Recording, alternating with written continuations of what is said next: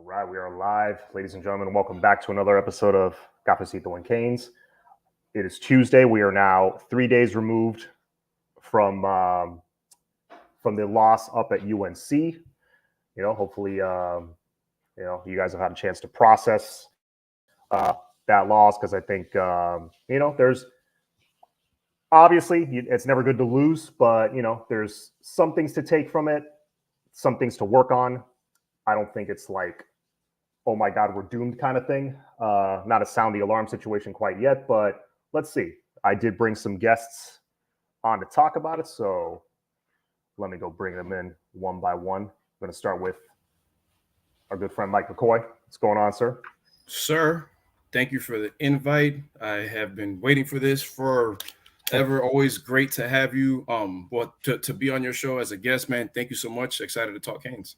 No problem, man. No problem. Thanks for being on. Always like talking Canes with you. I feel like I plan on talking with you for like a half hour, 45 minutes. It goes to like an hour and a half always.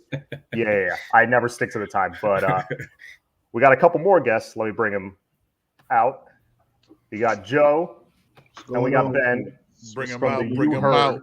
I was thinking the same thing, Joe. I was thinking the same thing when he said that. It's hard to yell when the barrels in you. How you guys doing, man? How you brothers doing? Well, we were talking in backstage. This South Florida weather is beautiful. Yeah. Oh my God, it feels great, man. Yeah, hoodie season is my favorite season, probably. Yeah, for sure. Mm-hmm. Absolutely. No, and it's like for the next week or week and a half, it's like this, like in the 60s every mornings. Yes. Oh, man. Yeah, look at your forecast on your Oh, great. Bro. Okay, cool. Yeah, that's beautiful. Yes. Only time the weather makes sense in Florida is when it's cold. Yeah. Nice. Yeah. All right, boys. So we suffered our second loss of the season, unfortunately. I think we were all hopeful we'd get the W. It looked like it might happen at halftime, but the wheels just kind of fell off. And a few of the YouTube shows have already talked about it, so we won't beat a dead horse. I just want to spend a few minutes on it because this is the first time I get to talk to you guys since then. I'll go around. I'll start with Mike, then Joe, then Ben. But just your overall thoughts coming out of the game now that you've had a few days to process it. It's never losing always sucks. In the moment, I was pissed. I'm sure you were too. But I don't know. How did you view it? Did you view it like, oh my God, here we go again, another ass kicking? Or did you view it as like, you know what, there's some things to build on. There's obviously turnovers that killed us. But like, I'll let you talk. Like, how did you feel about it? Well, first of all, again, thanks for having us on. This is awesome. I love this roundtable stuff. Secondly, I got to stop tweeting during games. Like, I got to stop doing that because, like, you look at the tweets in the first half versus the second half, and it's like a completely different story. Mm-hmm. Like, that was the definition of tale of two halves because we looked like the much better team first half, right? And then, of course, I have rival fans coming on after the game. Oh, really? Because I tweeted that. I'm like, oh, we're the better team. And then I don't know what happened, man. It just seems like the coaches got out-schemed, out-coached in that second half. But what I did like was that everybody thought that Georgia Tech was going to beat us twice. It clearly was not the case. Right. So that's where I come in, and I feel like to a lot of fans, same old Canes. No, it's not.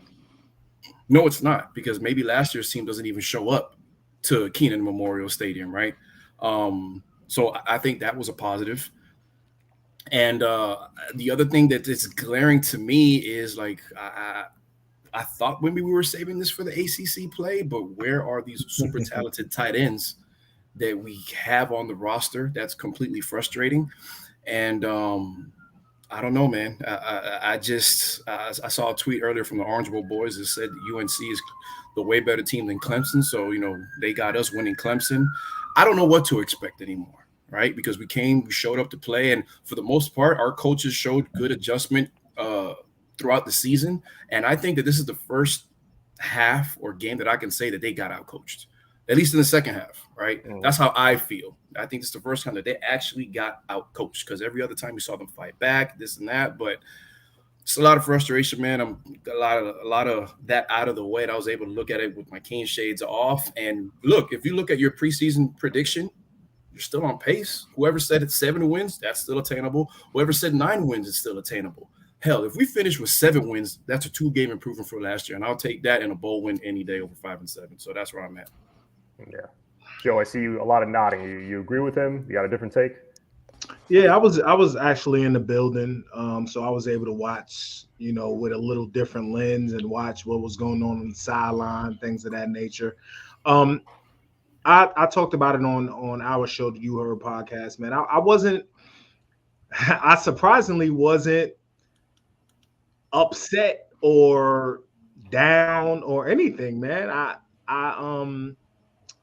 of course I didn't want us to lose, Right. obviously.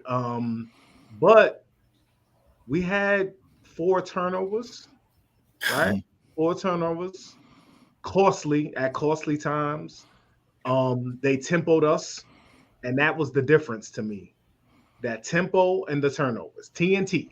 You know what I mean? That was the difference, man. Like I felt like we're on par. Basically. We were. I don't think we are the better team, but I think we're on par with them. I don't think they're better by any stretch. Right. They just, like Mike said, I think their coaches out schemed us in the second half. They were smart. They were smarter. They played mistake-free football. Yeah. They have a better quarterback. Not gonna hold you. And the stats, were different. Tyler had better stats, but Drake May just made better plays when it counted.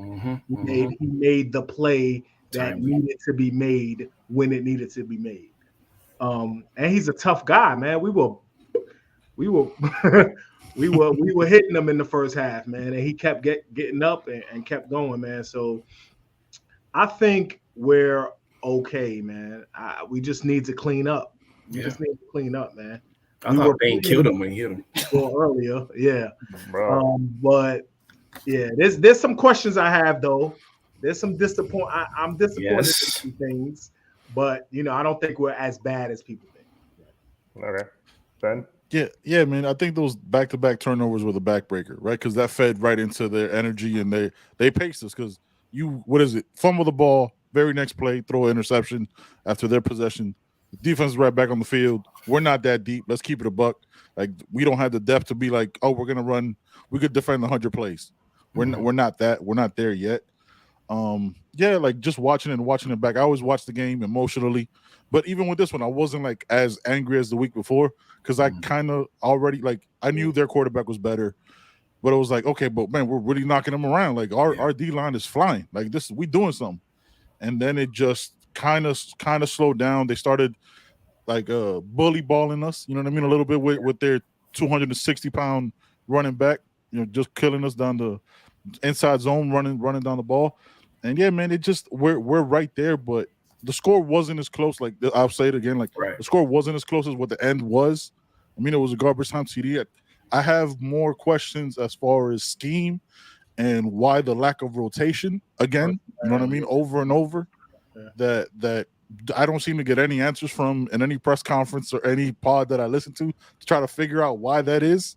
You know what I mean? Like even from us, man. Like I don't understand why we can't rotate. But yeah, man, like I don't feel as angry. And I didn't feel angry Sunday like I felt as angry the Sunday before. Sunday before that was just I had no words. I was like, yeah, man, whatever y'all want to talk about. Yeah, sure, whatever. This week I was like, all right, man, look, it's Clemson week now. Yeah, I think. Go ahead, Mike. Were you gonna say something? No, I'll hold it. Go ahead. I'll hold it. No, yeah, I think most of us aren't as angry as we were after Georgia Tech, because a lot of us had the realistic fans, the ones that looked at the schedule and were like, okay, a lot of us had this one as likely a loss. Let's be honest. I actually had it as a win. I was one of the weird ones. I had it as, we come out of. Yeah, we did the picks. Yeah, when we did the picks, I was the one of us that had it as a win because I thought, after Bethune, Temple, Georgia Tech, it was like an increasingly, each game increasing difficulty, but still you should beat all of them. I thought our offense would be clicking. You know what I mean? And that's what we expected, but it didn't happen. But I was happy to see us come out with energy. We were playing like we had a bit of a chip on our shoulder. We looked like the more physical team in the first half. That's something I have not seen in a big game.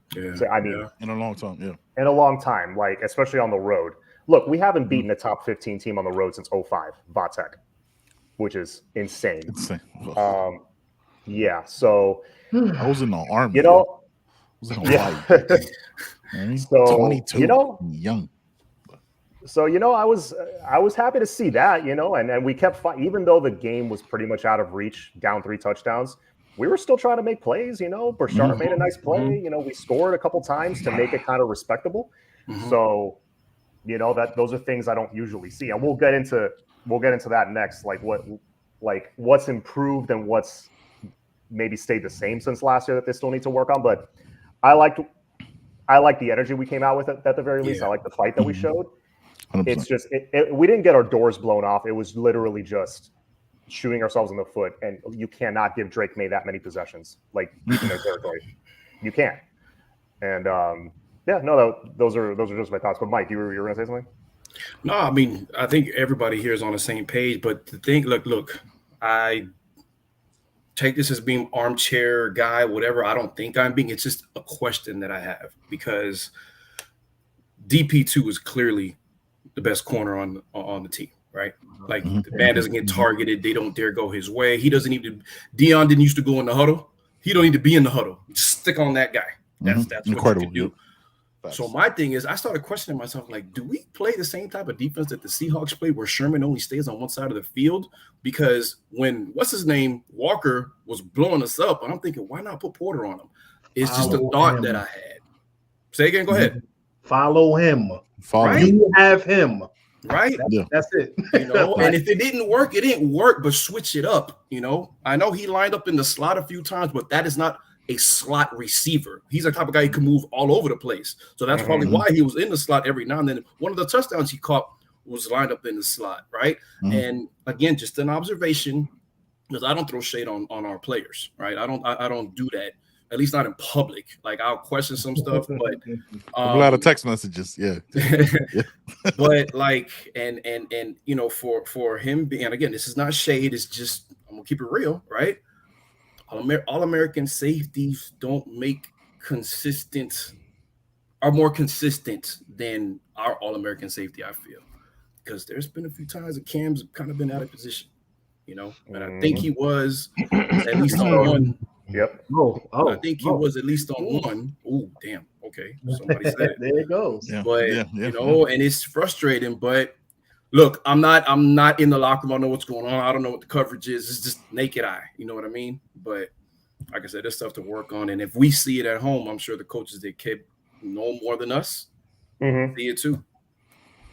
Yeah. No, definitely. But fans only know so much. You know what I'm saying? Like obviously, there's probably something going on behind the scenes. Like for example, I thought Don Chaney after his fumble, I'm like, oh, Don Chaney's going to run angry in this game. Give him the ball. That dude's going to run for $180. We barely saw him. So like 5 carries. 5 carries. I don't even remember the 5. So like, that's just an example. Like, is he banged up and we don't really know it? Is it maybe a mental thing? Did Coach Cristobal not like something he saw during practice during the week? Who knows? Like, there's so much we don't know behind the scenes. Yeah. But I'll go around again. Let me ask you guys this. So obviously things aren't what they were last year in a good way. I'll go the other way. Ben, Joe, Mike. Let's start with the negative. What do you think has still remained the same? And it's like, yo, why hasn't this been fixed yet? Maybe by year 2, we should have started seeing something. Ben, I'll start with you. Okay. All right. So we don't do shade. All right. I don't. It's not shade. It's criticism. Yeah. I don't understand how we kind of end up looking the same on offense, regardless of who our old coordinator is. You know what I mean? Like how we always run inside zone, regardless who's calling the plays. Like we can't figure out that there's boundary. You know what I'm saying? There's boundary runs you could do. Put AJ, like scheme something different on offense. I have questions as far as the way we're seeing the field. I'll say it like that. You know what I mean? Like you tend to stay to one side when there's got to be something else open on another side. Like we saw it too many times. It made me more upset. The condensed game, I was like, okay, I got to shut it off, because seeing it the second time was like, it's even worse. It's like if I see it and I don't know a ball like that, You got to be able to see it. So I think that's been an issue, and I think it's not so much the O coordinator. And I'll say this is like, I think we're hampered by who we've been, and it's hard for a lot of people who've been there to change, right? Like, you're kind of who you are at this point, Right. if you've been there 4 or 5 years. So, you know what I mean? So that's the side on offense. And on defense, man, just you started to see the lack of depth and the lack of recruiting we had through all the years, where we just don't have that like, we don't have the waves of players, right? We talked about on the pod, we don't have that one tech guy. Right, Yeah. like we don't have that 300. We have Jamil Burrows in practice, possibly, but he can't play. Right. We don't have that 320 guy. So just the size, man, and how they were able to lean on us. And I don't like being punked. I don't like being bullied. I don't like being bullied. I'm not. I just don't like it. I don't like it at all. And they did it to us with that tempo and that pace, man. Yeah. Yeah. So from last year to this year, what I'm probably most disappointed in, I feel like this year we were supposed to be more disciplined, way more disciplined, right? This year, I don't feel like that's the case. Like, I feel like we're probably, I don't know, 100th. I don't know the exact ranking, but we're towards the bottom of the NCAA in penalties, and I just don't see the discipline that was supposed to come with the staff. You know, the not jumping off sides, less penalties, less turnovers. Like, I just don't see that. It seems the same to me. Probably not exactly the same, but I'm disappointed in the it feels like we're just not as disciplined as we should be in year 2 of this rebuild. So that's what I'm most disappointed in. You want to know where we're ranked? Where are we? Penalties?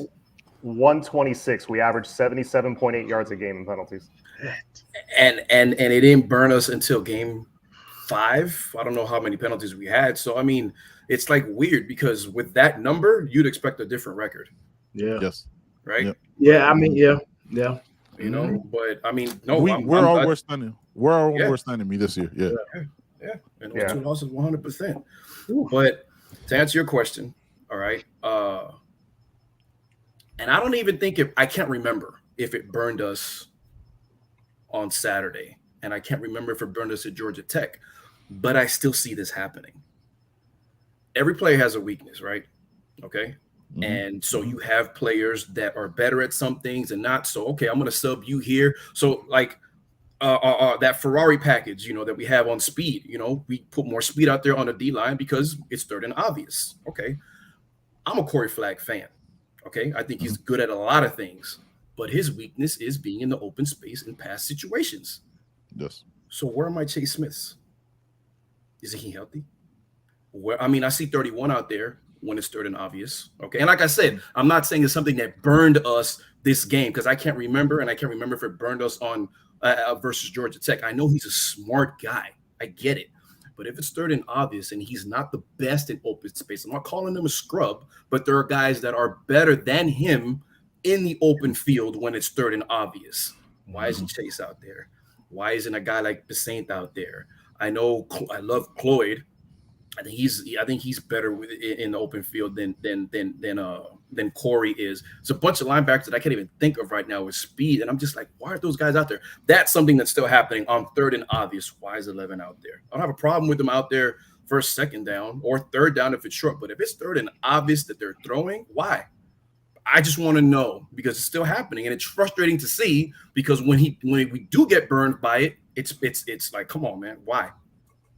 So to respond to that Corey Flagg thing, I've seen it happen on a couple of occasions. Actually, it happened in the A&M game. It happened right in front, where it was third and long, and he turned and made some signal to James Williams. Okay. He does this a lot. Like, Okay. sometimes he'll point to the sky, and James drops back. Sure enough, they threw to his side.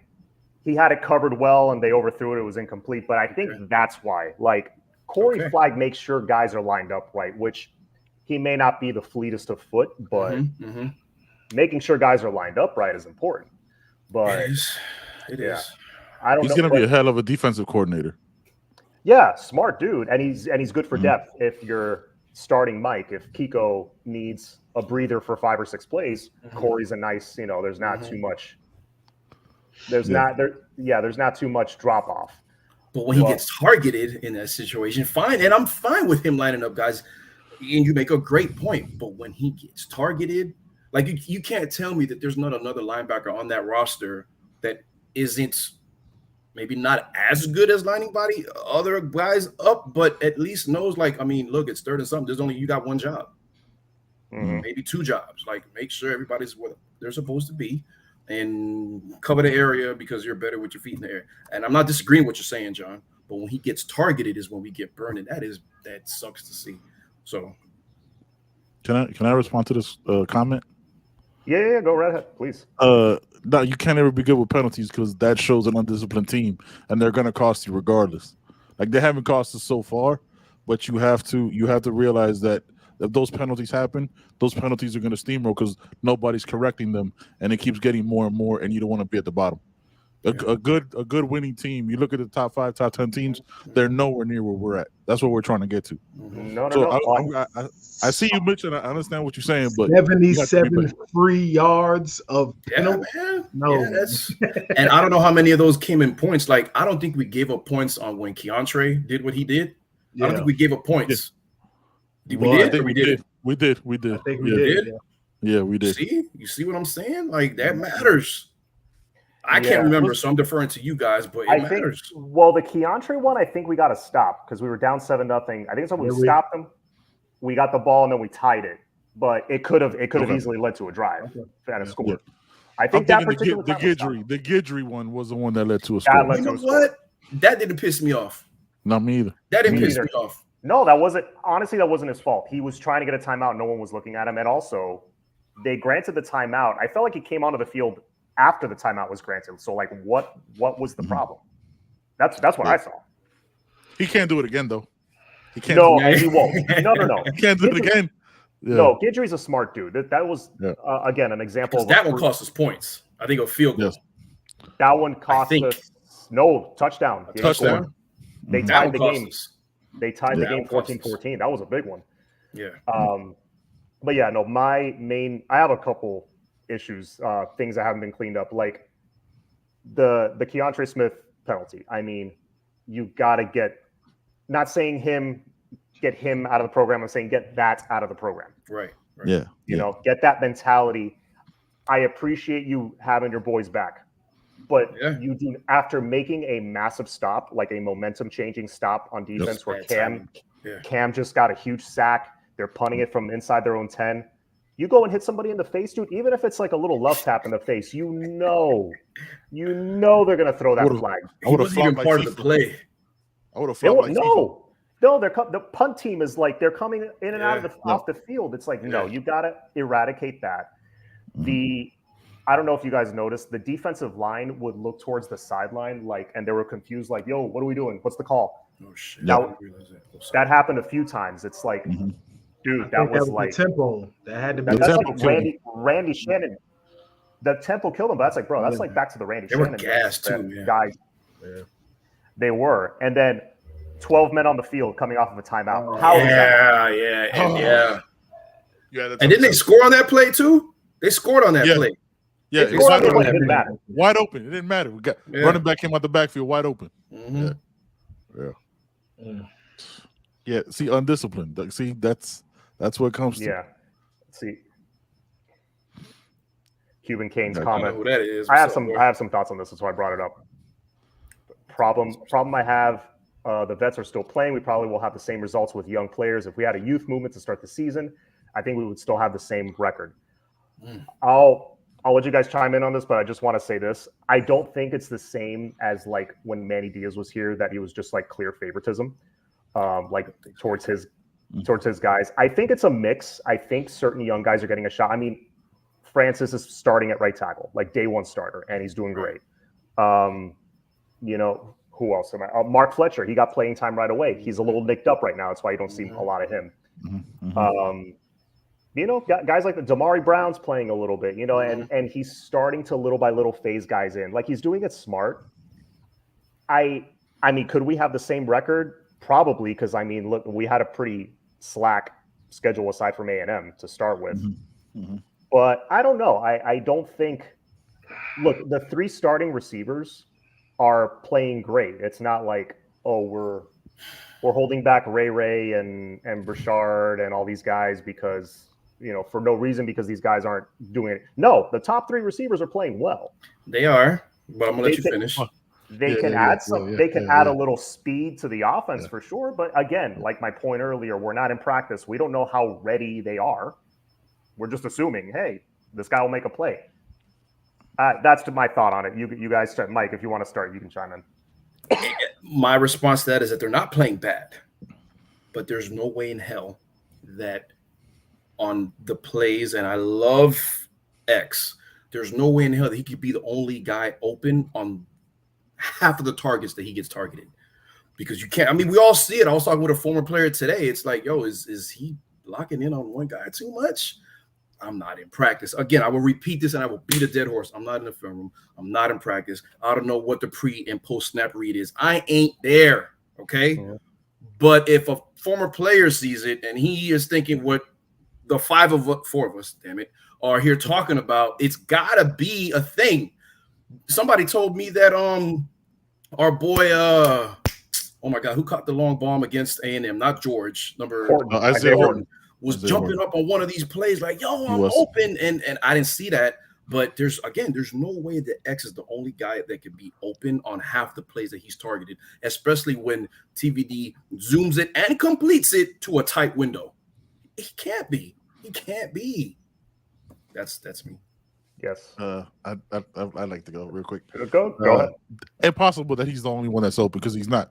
He's lucky. There was a play that he had 3 North Carolina defenders on him, and they had the North Carolina defenders back. So that means the North Carolina defenders in front of him, and he goes, you know what? I'm still going to throw it there. That has to get frustrating. Like, John, I caught your show with Flo the other day. I was like, you're in the room. Like, imagine if you host a show right now and you only ask questions to Mike, right? Yeah. Hey, Mike, how you feeling, man? And me and Joe just sitting here like, is he going? That's just human. Like, me and Joe just like, yo, why do we show up? Like, why are we here? If I'm running all my routes, if I'm Kobe Young, that Chalupa coined the transformer out there, you're telling me the guy that breaks no, I have yet to see one man take him down. Right? Like, he breaks the first tackle every time. Just something different. Right? So, and I'll go into the next one. Is like, we talk about we don't use the tight ends. X is going to crowd that same space. Maybe they're not using the tight ends because, you know what I mean? Like, that would take X's spot, and that takes the tight end is always, we all know, we all watch football. That's a safety blanket for the quarterback. Yeah. The safety blanket for this quarterback is X. So if we're going to put the tight end in that same space, then that gets congealed. I guess is the word I'm looking for. You know what I mean? It gets a little messy. Yeah, I guess to that guy's point, man, there's a certain way to ease in the young guys. I definitely think we can dial up some things for the young guys, man. You got Chris Johnson, who destroys angles. You chasing this dude, he kills angles. There's no angles with him, man. He's going. You got, AJ Allen, who's explosive. You can get him out the backfield. Ray, of course. Brashard. Oh my God! Every time that man touches the ball, it's almost like when he touches the ball on kickoff, I'm like, it's almost a return every single time. Yeah. If not, I didn't know he led the nation in return yardage. I had no idea. Listen, man, at least 25, 30 yards a return, But I think I think you have to find ways as the OC to get these guys involved and get them the ball, man. There's plenty of plays, man. If you run 80 plays, you telling me Brashard can't get 8 to 10 touches? You telling me Ray can't get 6 to 8 touches? Chris Johnson can't get 6 to 8? Between those 3, around, man. Yes. There's enough touches, man. So I think you have to implement them, like, earn your money, man. You gotta implement them some way. You have to. real quick. X had 18 targets in the last game. Wow. 18. Shout out to Canes today, aka little, you know what I'm saying, young Trent Breeze doing his thing as a writer. 18 targets, bro. Wow. 48 dropbacks? 18 targets? Somebody do the math on that. I'm terrible at math. That's a lot, son. Isn't that like a third or something? I'm not a math major, but God damn. That's too many. It's more than a third. Yeah. So fun fact, going back to the penalties, Florida State's ranked 104th actually. Wow. In their penalties? Yeah, 60-something yards a game. Like 61 yards a game. What's their schedule like? What's their schedule been like? A lot like ours. One, we've played two good teams, A&M and whatever. They played who? Turnovers too, though. Turnovers factor into that too, man. You know what I mean? I feel like discipline part of it. I feel like penalties, if you're doing everything else right, I think you can overcome penalties. UNC did it to us. UNC had like 1 billion yards of penalties. It didn't matter. The great Miami teams did it. They were good enough. You can. It's. I don't know. I feel like it hurts teams that aren't great yet, that are like good, kind of on the fence, mediocre. It'll hurt those teams, but great teams. Because it compiles. But it goes, I'm turnover with a penalty. Turnover and penalties. You know what I mean? Correct. Then it hurts. Yeah. And we have 9 penalties over the past 2 games. That's 9 turnovers. Ridiculous. I mean, 9 turnovers. That's ridiculous. All right, so before we turn the page on UNC and turn our attention to Clemson, let's turn it back positive now. I'll go around. Yep. I'll start with myself on this one. Like, what do you like that we have changed? Like, what's been a positive change? Like a clear, obvious positive change from last year to this year. For me, it's the fact that we do shoot ourselves in the foot early. It seems like in big games, which we've done for the last 20 years. The big difference is, I'll give you an example. The UNC game, like when we fumbled on the 1, like we just drove down the field with ease and we fumbled on the 1. It gave me flashbacks of 2012 Notre Dame where Dorsett dropped that ball. Yeah. Where dude gets butt naked wide open, like burns his corner. Mind you, a defense that went to the national championship that year, by the way. We torched him. Morris put it right on the money. He drops it. Later drops another touchdown. I think A.J. Highsmith at safety, a ball got tipped and he had an easy interception. He dropped that. After that, the game was over. This game kind of felt like it was starting to go that way because, like, we, missed an opportunity to touchdown right there. We fumbled it at the 1-inch line pretty much. And the next play, Ruben Bain, sack fumble, it bounces right into a UNC player's head and then he gains yardage. 4 yards, man. Oh, God. Yeah, but my point is, those things happen, but then we hold our ground. We're physical in the trenches, which that's another big change I like. Yep. And we don't let it get us down. We're like, hey, let's just clean up the mistakes. Let's try to just play. And both times that's happened this year in big games, we've taken the lead into the half. So that's been a big change that I've liked. I think we're a much tougher team, more physical, a little more mentally tougher as well. I think we still got a long way to go there. But I certainly think we're, in just a year, not even 2 years, a year and 8 months since Cristobal's taken over, I think we've seen definite progress there. But please, you guys, Ben, if you want to start, you have the floor. What do you like that's changed? Yeah, man. I'm just gonna go real simple. I like the physicality of our offensive line, man. Like, it's just like TVD has all the time in the world back there, right? Like that O line has been the biggest. That O line, and I'm just Ruben Bain, bro. Like I just just the name, son. Like that the persistence, like the tenacity, ferociousness, all the adverb nouns you want to use, son, to describe Ruben Bain has been like the talent that Mario, Coach Cristobal's been bringing in has been different. And you could tell the depth is an issue, but that's gonna happen when you have turnover and things like that, man. But yeah, the offensive line and Ruben Bain have been two of the bigger positives for me, man, because I'm a trench guy, right? Like I love that. I love it. And yeah, it's just been to see Francis and Jalen Rivers. Honest Cooper is my guy. Like, that's my favorite lineman because that dude, the way that's some mentality that I like, right? Like, he reshaped his body in 12 to 14 months from when he was coming out of high school to being one of the best guards in the country to looking like a freak. It's been incredible, man. That's the mentality that you need to see, right? Like, he's doing the work when the lights aren't on. to change your body the way he did, that's the lights ain't on. You know what I'm saying? So he's doing the work. So yeah, that takes and dropping that much weight. I mean, that takes discipline. Yep. And changing his body, because it's not like he's out there looking like he needs. You know what I'm saying? Like a skin thing. Like he would change his body up completely. Which is lifting and diet. It's both. Yeah. And that's really hard. Shout out to the strength and conditioning program, bro. Yeah. Shout out to the Bash. The dude that everybody likes to bash when people are getting hurt. It's like, well, a lot of those are kind of freak injuries that have. Yep. In my opinion, people gonna get hurt. Exactly. You haven't worked out that hard. Right. Yeah, I think I like the resiliency, the mental toughness of the leaders in the building that are trickling down to the team. So Coach Kevin Beard, Coach D Nick, Coach JT, Coach Adai, the coordinators, it's just a different mentality in the building, a different mentality from the leaders, which are the coaches. And I think that's trickling down to the players. So I think that's a big difference from last year, where, no, I'm not going to talk about. Okay. Yeah. Just different from last year. Yes. Yes. Yes. 2023 is that? Yeah, I'm not going to do that. I'm not going to do that. Yes. Just But Mike, what do you think? You want to know what's crazy is that, like, not one of us said, or if we did, it wasn't the highlight of when y'all were talking, brought on field changes, because I think the biggest changes happened in the off season, and I think the biggest changes are off the field. All right. How great was A&M supposed to be last year with all that talent? Because you need talent to win games, right?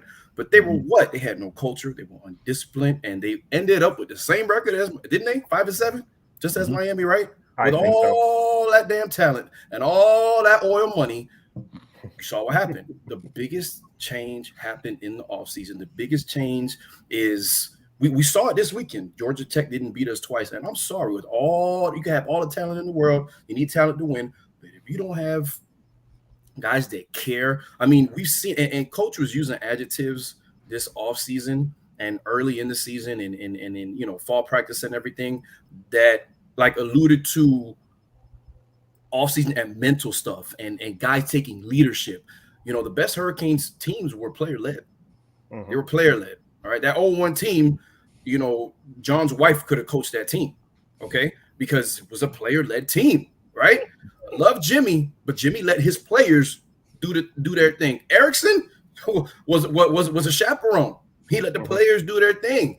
And Mara's not letting the players do their thing, but he's letting this is a player-led team. And I think that's a big deal, man. And it's just tweaks here and there because, yes, we don't have the depth and everything. And we saw that, especially late in the second half, the run game, God bless, the D tackles that we got. And one of you guys made a comment earlier about somebody in the chat made a comment earlier about, Leonard Taylor, where he's at. Jackson not being around is probably showing. You know what I mean? Having that body next to him is probably showing, but whatever, that's a different topic. But to answer your question, man, yeah, I think that, that's something that I like this to change. And, it's all of us pretty much touched on it in a different way, but mentally, that focus or whatever, you need more of it. Stuff ain't changed in 2 years, not even. Some FSU fan told me that, by year 2, your culture should have changed. Says the guy whose team led by Mark Norvell was 5-7 in their second year, but whatever, that fan base is out of their mind. Well, that involves counting and doing math. So they're not good at that. It's a clown college, son. It's a clown college. Literally, what's next to their stadium, a circus. But yeah, man, I think we all touched on the same thing, and I'm proud of that because you need that to win. All right, Georgia's tough up here, and they're the team with the biggest target on their back for the past however many years, and they're still getting it done. And it's not just X's and O's with them. Yeah. Never. And funny you bring up Georgia because, Kirby's been there, 7 years now? Mm-hmm. He picked up where Mark Richt left off. Mark Richt laid 15 years of groundwork of solid 10-win team after 10-win team that had massive offensive linemen every year. Yeah. You know, King Kyle. I mean, sorry, you weren't done. Go ahead. No, I was just saying like that all. No, that like the fact that that groundwork was laid for a decade and a half. That stuff matters. That 100%. Stuff matters. Whereas, yeah, you look at FSU, they had a much better last 15 years than we did. I mean, Jimbo took them to a national championship just 10 years ago. And then, up until like 2016, 2017, they were doing very well. They fell off a cliff in 2017. Mm-hmm. But, they had a much better last 2 decades than we did. I mean, we can honestly, even as Canes fans, we can say that. Yep. So I think all that stuff matters. It's the culture from the top, from the freaking all the way up to the president of the school needed changing, and then that trickled down to AD and all the way down the line. It takes time to trickle down all the way to the playing field. It does, but I think all 4 of us would disagree with King Kyle's. Respectfully disagree was we don't have leaders. I think we do have leaders. I think we have leaders on the sideline. I think we have leaders on the scout team. I think we have leaders that are on the field. It may not be your Ed Reeds. It may not be your John Vilmas. It may not be your Brett Rombergs, Ken Dorsey's, but they're leaders. There was no leadership last year. No leaders don't go into UNC, and I get the job wasn't finished, but a no leader team doesn't go into UNC with that team up 3 at the half. And Georgia Tech, like I said, didn't beat them twice. Did they finish the job? No, but it was literally a tale of 2 halves. And I think the second half was more of a scheme thing, and our coaches getting out coached. But I'm going to disrespectfully disagree with that. Slow and athletic, I don't know. That's a troll right there. That ain't. I was gonna mention we are not. No, we are definitely much quicker and more athletic than last year. Yeah. Do we have room to grow? Sure, but no, we aren't. I mean, if we were still slow and unathletic, A&M would have beaten us 52 to 12. Trolling. Yeah. But Kyle Oren, Miami Kane, thank you for the 199 dono. We need to target Kobe Young deep more often. We did touch on that earlier. I don't know why he didn't. I mean, he torched that secondary of Georgia Tech on that one play. It's like, and it happened in the fourth quarter. I'm like, everybody I was sitting around had the same thought. Like, where has that been the entire game? No. Yeah, it's tough. It's tough when you see it. You're like, oh, we could do that, and then we don't. Yeah, exactly. But anyways, turning the page over to Clemson. Overall, I'll start with you, Joe. How are you feeling going into this game? Are you nervous? Are you like, you know what, we'll get this? Or are you like, man, I don't know what to – I'm more on that side. Like, I'm not sure what to think right now. I feel like we're kind of due for a win. Mm-hmm. That's why I'm kind of picking us, but I don't know. What do you think, man? Yeah, I don't know. I don't know what's gonna happen. Clemson is coming off a bye week. So I don't know how they react, but I don't know what we're gonna do, man. I don't know how we're gonna attack it. Clemson is solid as usual. They're not dominant, just destroying the ACC Clemson, but they're still a strong team. Mm-hmm. Their front 7 is solid on both, O-line, D-line, linebackers, solid, man. So I hope to see certain things. I hope to see backs out of the backfield. I hope to see the tight ends attacking the middle of the field. I hope to see some deep shots. I hope to see some screens. I hope to see Elijah Arroyo get some burn and get some action. But I don't know, man.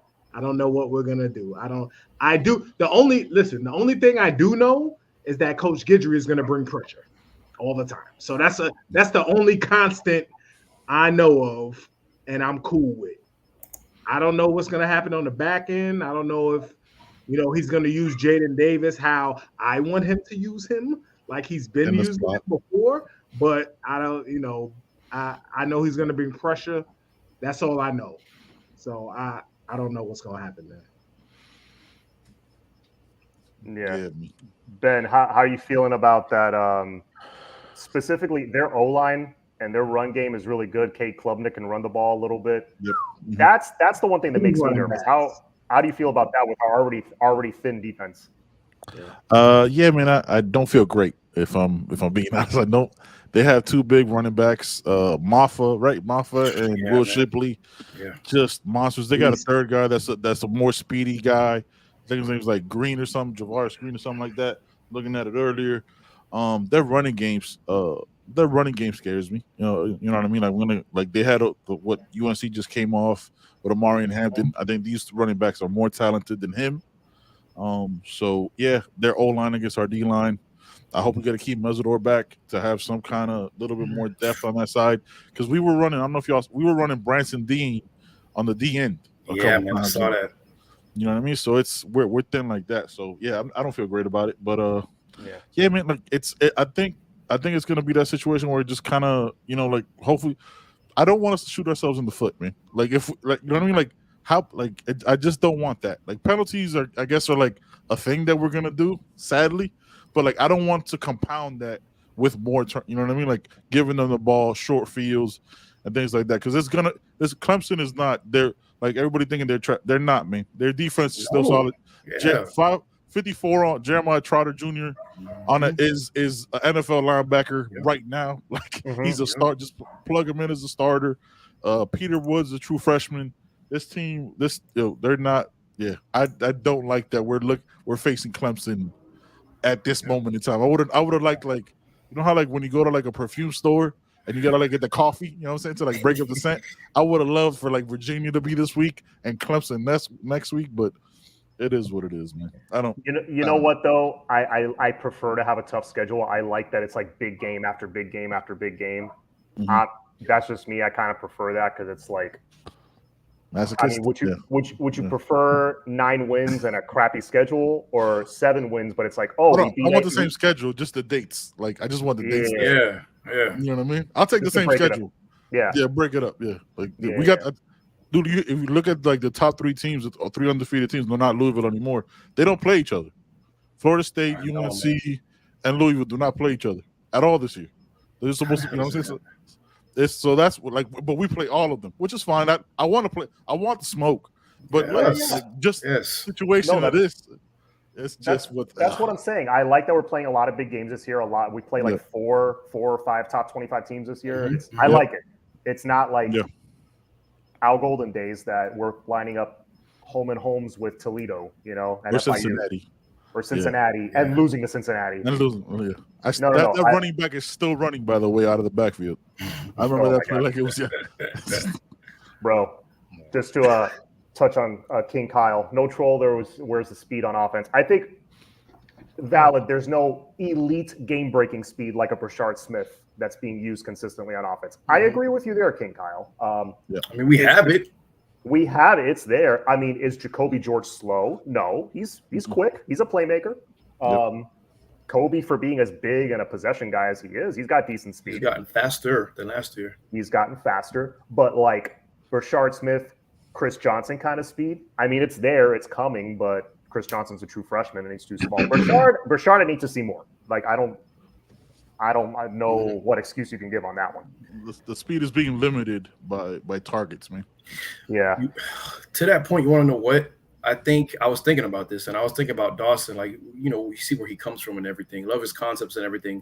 But since he's never had toys like this, I think he's thinking, all I got to do is get this guy's ball, these guys the ball in the open field. And I think that mentality coupled with him never having talent like this is preventing him from being as creative as a what's his name that's now at oh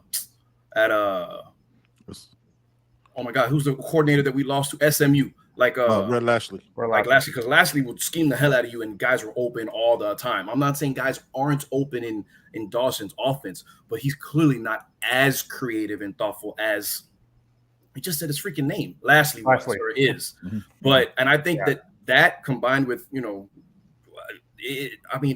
dare I say I don't want to use the word basic, but I kind of feel that way sometimes. Kind of.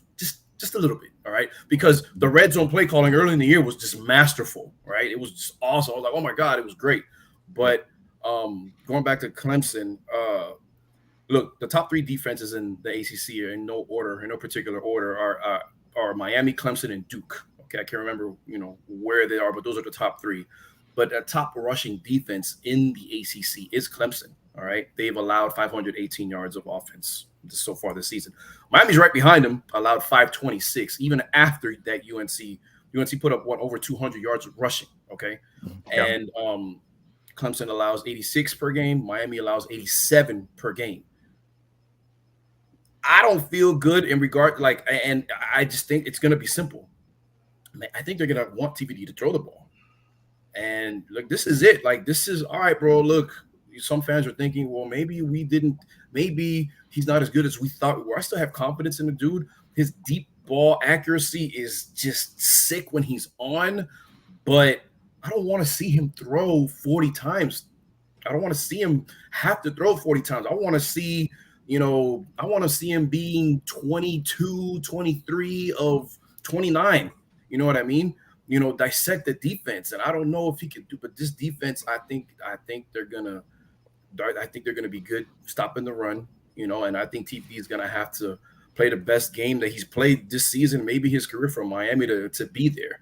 I'm not picking Miami to lose, because I do think that UNC is a better team, but it's not like if Clemson can't come in and win by double digits, because they're totally capable. They're capable of doing it. It's a night game. Mm-hmm. They're going to get up big, and Dabo's a jerk. He's going to want to beat Miami's ass. Dabo, he just, he can't. Yeah, I think we all do on this panel. But that's what I think the mentality is, man. I think it's going to be a trenches game, and, the big boy's going to have to play big. I like our chances in the trenches on the offensive side. Mm-hmm. Them running the ball, I think James Williams is going to be in the box. We'll see, man. But and the thing is, if the run's working, Dabo, he's gonna just kill it. Oh, it's working. He's one of those coaches. If it ain't broke, don't fix it. And he's gonna want to embarrass you. Oh, I got 5. If he's gashing, he's gonna keep gashing us. He's not gonna lay off, man. So Miami they gotta bring it, bro. It's gonna be a night game. Hopefully it's packed. Hopefully we're not wearing black, and we'll see. No, it's actually a whiteout game. Oh yeah, which is weird, because are we gonna wear our whites at home? Because if we wear our usual orange, then Clemson wears white. Yeah, I don't know. I mean, I'm right with our orange top, whatever, man. I don't care if we come out in tutus, but just do something, bro. Yeah. Norman, thank you for the $15 dono. We have talented guys, but most are young first-year players. We do have a very young 2 deep. I do agree with that. A lot of freshmen, a lot of new guys playing. I think our strength and conditioning program will start to show dividends in year 3 in 2024. Yeah, I think all of us kind of would agree. Yeah, the way this thing's going to look by year 3, year 4, year 5 is going to be like light years ahead of where we are now. At least that's the plan. I personally can't wait for that, but it's like you just can't. What I'm a little nervous about is this season. You cannot let it completely go off the rails. No, yeah. You got to get some W's. You got to at least hit that 7-win mark. To me, let's maybe pull off one more upset. It's like, hey, you can go back 7 wins, fine. But look, we beat A&M and we beat Clemson, or we beat A&M and we beat FSU. Those are 2 solid wins. That to me means more than you won 8 games, 9 games against the crappy teams. So before the season, my bad. Go ahead. No, I'm going to go ahead. Before the season started, everybody said, okay, there's 4 big ones on the schedule in no particular order: Clemson, FSU, UNC, and A&M. Right? Yeah. You got to get at least 2 wins out of that. I agree. We played 2 of them. Saturday is the 3rd, and then FSU obviously. But then nobody thought Louisville was going to be this good. So maybe there's a 5th one. So you know what I'm saying? You got to get at least 2, maybe 3. And where's Louisville this year?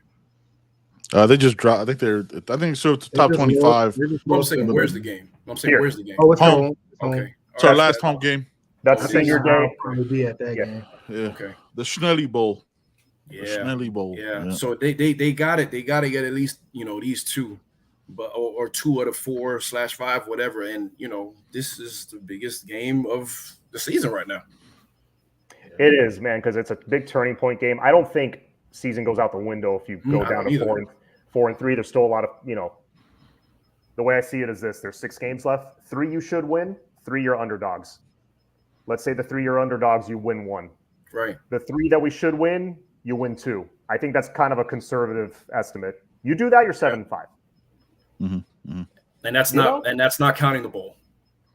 Not counting the bowl, which is so hard to predict now because guys opting out and stuff. I would love to win the bowl game, but it's like, who knows? Right. But no, I've had you guys almost. We've been on 53 minutes already. It's flown by. So I'll just go around one last question because I wanted to get your guys' thoughts on this because there's discussion starting to happen about this, about TVD. Mike, you brought up TVD, and I'll start with you on this. How much of a leash do you give him at this point? Like, let's say he has 1 or 2 more. Spicy, okay. Yeah. Let's see if he, because I really do feel. And look, I've been very critical of him. Yeah, you're on mute. You're on mute, John. That's how critical you've been. You don't even want to talk about it. Can you hear me? Yeah. Yeah. Okay. Good. Yeah. All right. Yeah. So I love TVD. I'm a big fan of his. I think he's a very good quarterback, strong arm. He's athletic. I don't think he's the kid from USC. I don't think he's like elite. I think he's very good. He's the best we've had in quite a bit. But I just feel like there's a confidence issue there. I feel like he's not himself the last couple of games. And again, I'm sorry. I thought you were done. Go ahead. No, I'm almost done. I'll finish now. I feel like he hasn't quite been himself. I don't know if it's a confidence thing or he just seems off. It's the best way I can describe it. If he has another 3 interception game or a couple of more 3 interception games, Mike, how big of a leash are you giving him? Before I answer that, please get this jerk off, bro. Block this guy. Do something, okay? Because look, 7-5 as a goal is insane. This isn't 80s Canes football, bro. This isn't early 90s Canes football. It's where we are now. If you don't like it, then go kick rocks, go play in traffic. But you're right, dude. 7-5 is a huge improvement over last year with a tougher schedule, a much tougher schedule. Yeah, but trash schedule. What I would look, there's some talk. Well, whatever. Me personally, I wouldn't pull him, yank him 100%, but I would definitely incorporate a lot more Jakari. He's got 4 games to use without and he could still redshirt. Damn it, give us a spark. All right, because you've seen it in every level of football. Sometimes the backup brings a spark, and a team's like, "Oh, you know what I'm saying?" It happens with that. All right, and he brings a level of athleticism that obviously TVD doesn't bring. TVD is mobile enough; he'll pick you up some stuff with his feet. But obviously, Jakari is a different animal. That's what I think. Or again, what I would do. I don't know what the coaches are thinking, but it's a thought, because if Mario is who he says he is, and in competition, and your position is always on the line, he's got to be thinking about it at some point. It's probably been talked about between him and the offensive staff at some point or whatever. But I would definitely start doing that, incorporating some Jakari packages more or earlier than I thought. I think that's probably the move. But because if you totally yank him, you can't bring him back, and he's definitely gone after that. Whether it be NFL or transfer, my opinion. Yep. Yeah. Joe, what do you think? I don't. It depends on how the turnovers look and what's going on. If he's throwing in the triple coverage, man, and obvious throws he shouldn't be making, and no confidence, and I think it's time to incorporate the young guys, man. Get Emery, get Jakari in. But if he throws a couple picks a game and we're winning, and we still have an opportunity to win 9 games in a bowl game, I think he has to finish. He finishes out the season. It's just context, right? I think it all depends on how it looks and makes sense. How he's playing. The nature of the turnovers and things of that nature, man. But that's it. That's all. Yeah, I like Harlem's point here. By the way, I think some people forget how ugly the rebuild under Butch Davis was in the late 90s. There were some ugly moments along the way. 98 against Syracuse that we got. Carolina. Losing to East Carolina in that monsoon of a storm. And I think at one point we lost like 4 in a row in 99. Nobody realized. I mean, people thought, okay, we're almost there. We're not. I think people thought back then a lot like we're thinking right now. Like, yeah, we're making progress, but I don't know. Let's see. I don't think anybody thought we're building the greatest team of all time right now. No one thought that 98, 99. Bro, hey, guess who was on that staff? Guess who was on that staff? No wonder. Yeah, gee, he was a graduate assistant. Yes, he was. I wonder. Yeah, it's different though, man. This is a microwave society. First of all, we have social media. Yeah. We also have the transfer portal. Yeah, I think it's a little different, man. I think you can look at it both ways, but I think it's a little different. no, you're right. But yeah, I understand. It's patience. You have to have patience, I think. Yeah. Ben, I don't think I got your thoughts yet on the TVD situation. What do you think? When do you pull them? If you pull them, yeah, I'm gonna agree with both Joe and Mike in a way. I think it depends on how it looks, but it can't be back to back, right? Because and John, you're right. Like it is a confidence issue, right? Like I didn't like that he brought up his ligament damage in Game 6. You know what I mean? Where it was kind of like people kind of thought something was wrong with his hand, but like after a second bad game, now you bring it up. It wasn't an issue when you were balling out of control, right? When you were the top-rated quarterback in the country by every metric, you know what I mean? It wasn't an issue then, but like now you have 2 challenges. Like, just it kind of seems like a reach for an excuse. I didn't like that personally, and now 2 days later, you're on Monday, you're having your coach having to answer for this injury or that injury. As far as the performance on the field, man, like I think if he does back-to-back turnovers like he did last game, you got to pull him for a drive. Maybe not pull him for the game, but to not even make him accountable for his mistakes and be like, yeah, just go back out there. What if he does it again? 3 straight picks is a real possibility because his picks haven't been like, yo, the defensive player is balling out of control and you like one-handed it behind his back and did a backflip. It's been thrown right at him. So if that happens again, man, you had to put Jakari in. Just to have some kind of spark to show the team, like, yo, like mistakes won't be tolerated. You might not win the game when you do that because we know Jakari has his issues as well, but you got to show the team, like, yo, man, like we're trying to win here, man, at all costs. Right. And that goes with the rest of the team too, though. Yeah. If a corner gets burned, you know what I'm saying? You got to switch them. I need to see Devontae. Like everybody has to be rotated out when they make mistakes because that's accountability. Accountability isn't like, yo, my bad, and then go back out there. That's not an apology, fam. Like that doesn't mean anything. Yeah. You know? So yeah. No, I get concerned with him because he just looks down when he goes to the sideline, and it's like, bro, everybody makes mistakes, bro. Body language is great, and you can't have that from your quarterback. We saw X pick up his chin during the Georgia Tech game. It's like, and that's his best friend. Yeah, man. Like, I'm glad X did it, but you're a quarterback, man. You know, I'm sure this leadership council that Mario talks about, he's probably one of the guys on there. You would think the starting quarterback is, right? Probably, yeah. So, especially he's been here long enough to know what to expect. Second year under Mario, whatever, blah, blah, blah. But, you know, I haven't lost faith in him. I haven't lost faith in him because I would say it. But it's I need to see more. Yeah. It's mental. He could make every throw. Make every throw. It's all mental. It's all mental.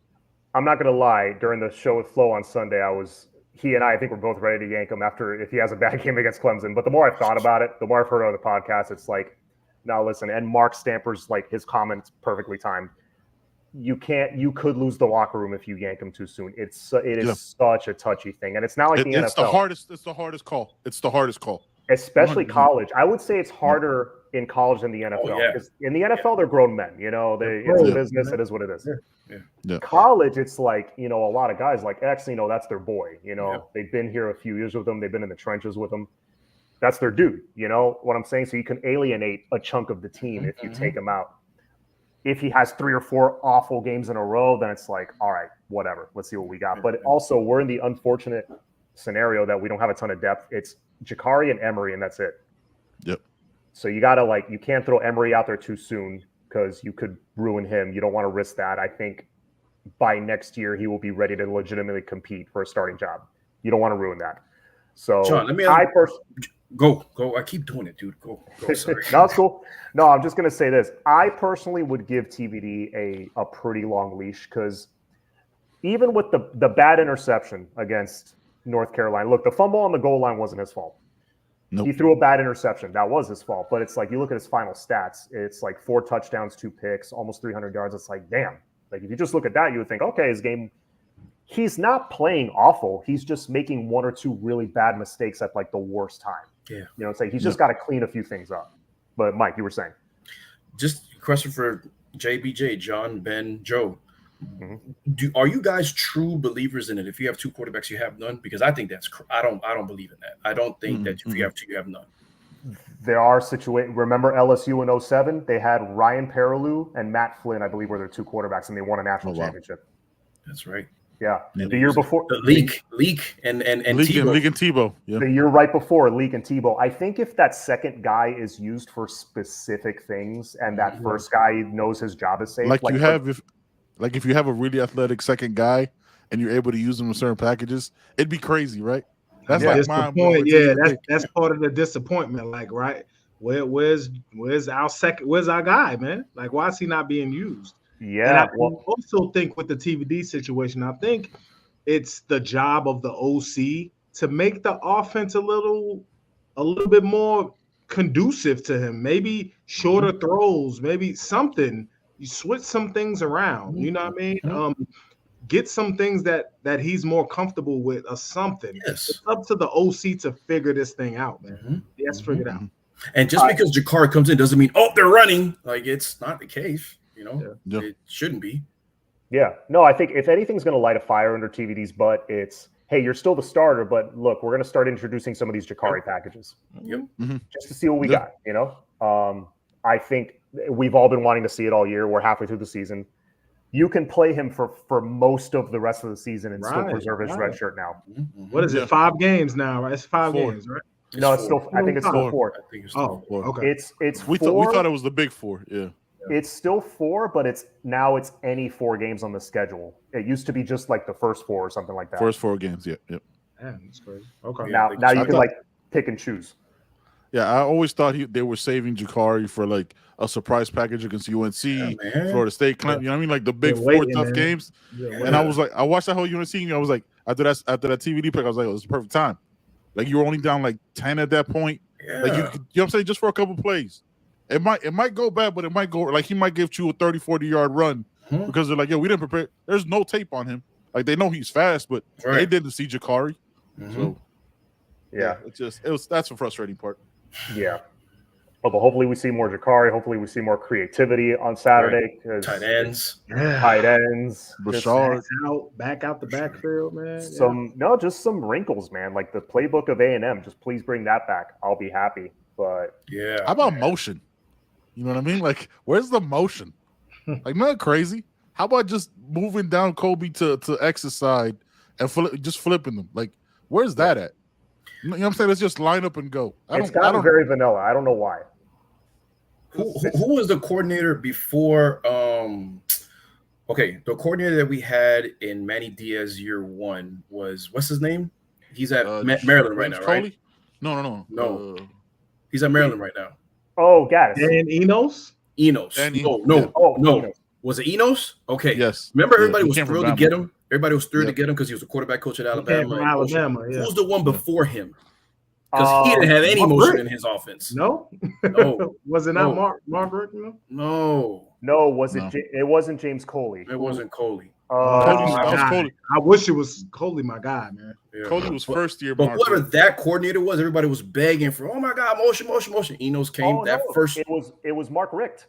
I feel like it was Mark Richt. And his son. That's why Mark Richt was the quarterback coach. His son was a quarterback coach. Yeah. And then when Enos came, that first drive against the Gators, everybody was like, oh my God, look at this. Brevin Jordan was in motion, blah, blah, blah. And then it just it was Rick. Thanks, Drew. Yeah. No, it was Mark Richt calling the plays himself.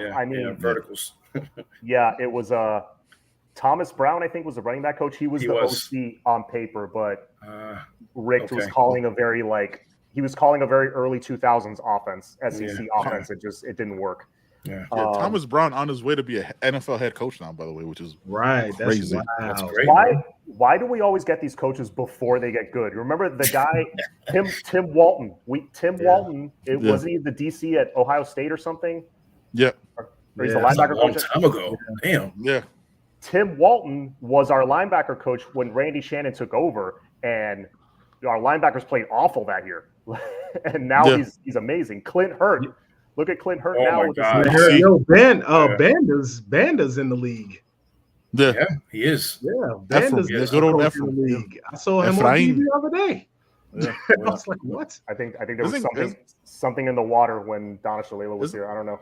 Isn't Golden in the league? Isn't he like the O-line He's coach? the DC at Notre Dame. DC He at was Notre Dame. he was with He the was Lions. the linebacker coach at the Bengals, I think. And he was with the Lions too. All right. Yeah, he was with the Lions. Yeah. Okay, last minute dono from the Bullyville. Thank you so much, sir. Appreciate it. Do you feel that the offense is predictable? There's a notion that the defense is reading run or pass based on running back placement. Yeah, Joe, you're nodding. I was looking at that. It appears that there's a certain lineup, a certain depth that the running backs get when it's a run play. But you know, I don't know if that's the key. I haven't watched enough of that particular thing, but it seems as though if you watch the last two games, GT and UNC, they move a safety late in the box when they know the run is coming. Like, So when Cam McCormick's on the field, we're running. That's why you need to throw to him sometimes. Yeah, I'm saying I'm not.